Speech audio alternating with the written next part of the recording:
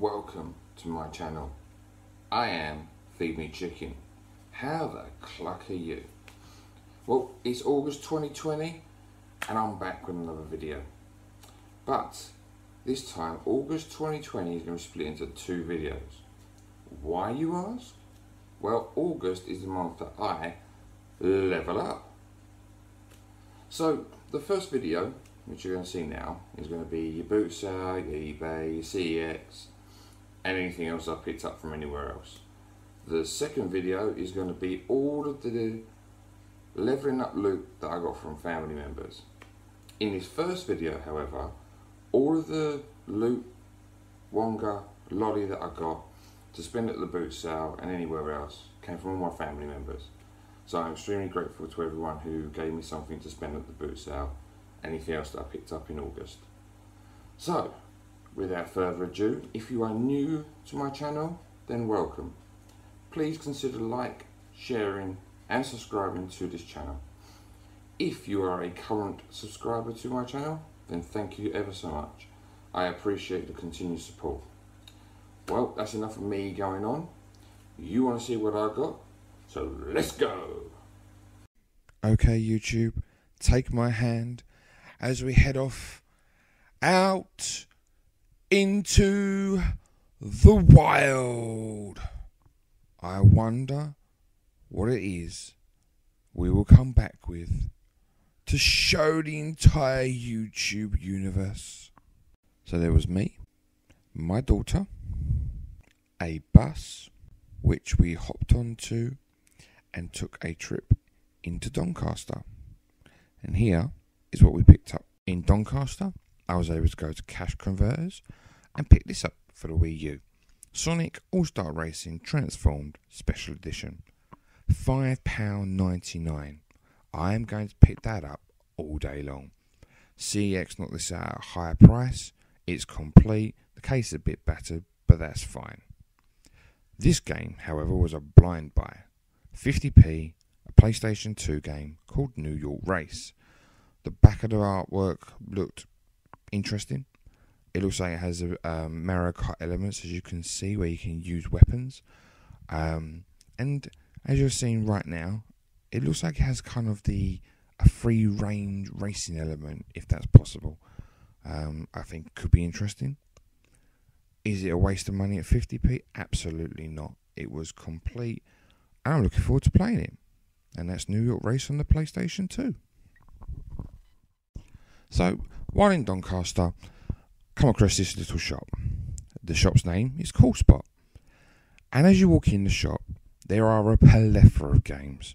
Some labelled as these ones, and some are not labelled. And sadly, although the shop gives you a great feeling, it has a dark side. And it comes in the form of this guy. Now, I'm assuming this guy is the owner.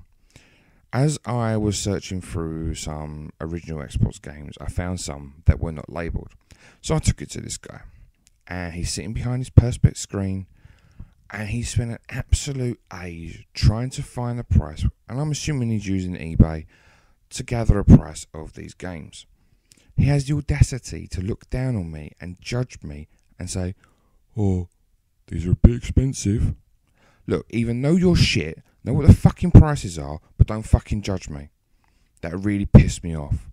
So although this shop has a load of games, I really left with a bad experience. I won't be going back. In a charity shop in Doncaster, I picked up Monkey Mania, the iToy game, for 50p.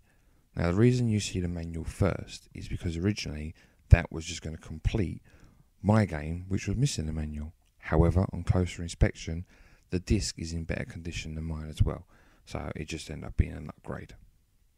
Here we have Payday 2 for the Xbox 360. Now this game usually sits around the £7-8 mark. However, in a charity shop in Retford, it was £1.99. A game I've been after for a little while, and at that price, I'm going to pick it up. The same charity shop in Retford, again, this game, Prototype 2, Xbox 360 version. I did have an opportunity to pick it up at the boot sale, but I passed on it because I didn't know if I already had it. So when I saw this at £1.99 in that charity shop, I picked it up straight away. Here we have a game that I would not normally pick up, and that's Supremacy MMA. Now, this was £1, but the reason I picked it up was because it's done by 505 Games. Now, a lot of their games seem to suit my style, and they're becoming a bit more popular now, so I just picked this up to try. Again, another £1 charity shop in Retford, Dead Island Riptide. Now, I do already have this game. The reason I bought it was because of the add-on that comes with this game. Whether it's been used or not, I actually don't know yet, but £1 is worth a try in it. Here we have Dead to Rights Retribution, which is a £1.50 purchase from a local game shop near me. Now, if you've seen my previous videos, you know that I already have Dead to Rights 1 and 2 on the original Xbox. So it only makes sense that I go and buy this one for the Xbox 360. Here we have Flushed Away. This was a 50p charity shop pickup that's local to me. I picked it up not because I know anything about the game, but because I actually enjoyed the film. I found the film to be very funny, so I'm kind of hoping at 50p that this is at least better than mediocre as a game. But won't know until I put it into play. It's boot sale time. The first boot sale I was able to go to in August, I got this little bundle for £5. We have 7 PlayStation 1 memory cards, 4 PlayStation 2 memory cards, and although you can't see it, there's a loose DS game, a Lego one. For £2, I managed to pick up LA Noire. Ballistic Edgeshot raves about this game. He said it's a very unique type of game, with the discs in immaculate condition and complete. £2 a bargain. Here was a lovely purchase, 10p per case. Now, I do not like the platinum cases, nor do I like the platinum inlays for PSP games. So, should I pick any up, I can just replace them. And should I pick any loose UMDs up, again, they've got a home. I got this in total for £2. Here we have what I think is another bargain. PlayStation Move controller, and it cost me £1. Here we have 007 Quantum of Solace. Now, I haven't played or purchased any 007 games since the N64 era, but it's been told that this game rivals the N64 version. At £1, I'll give it a go. Here we have Doom 3. It has its front cover. It looks like it was an XCEX with the sticker on the front. But £1 complete. It's Doom 3. What more do you want? Just go and play it.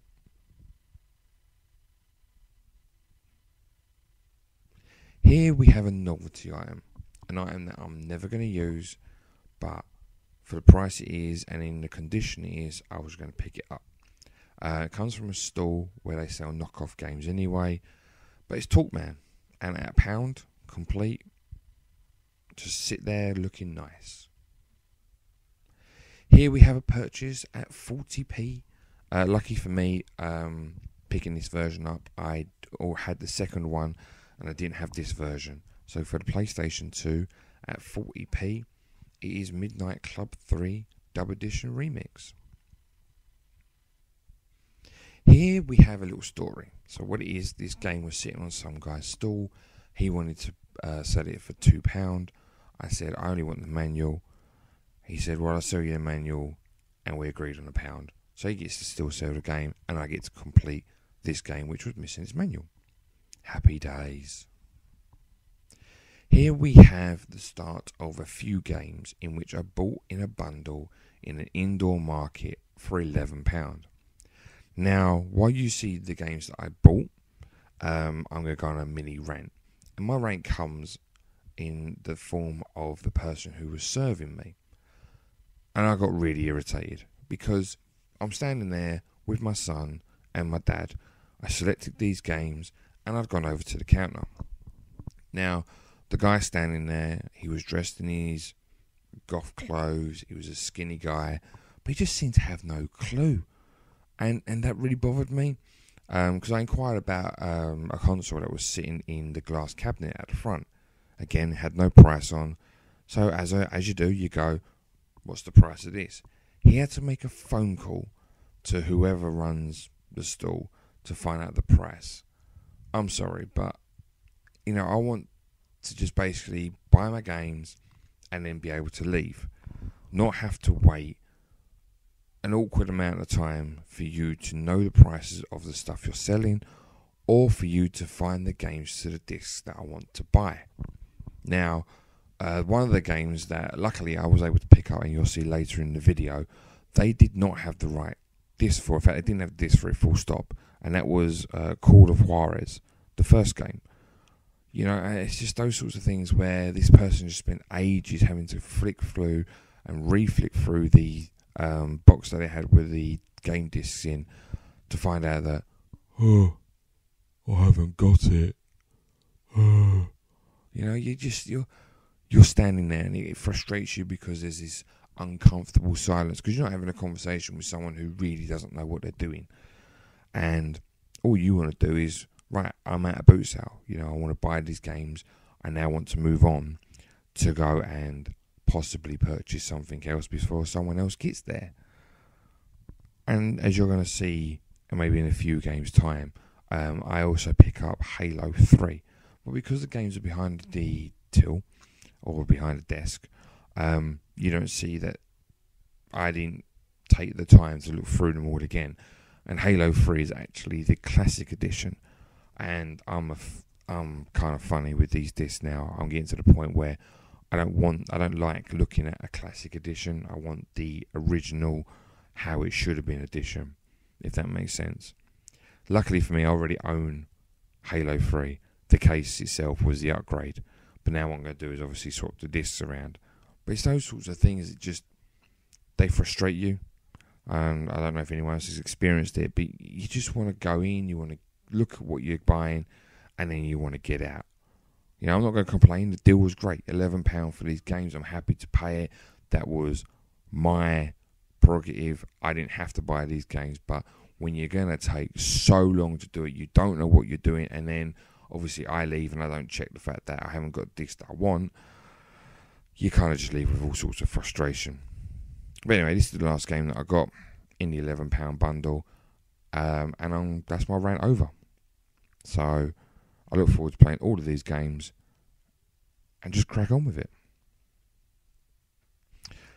Here we have a stall. It's your usual type of stall when you go to a boot sale.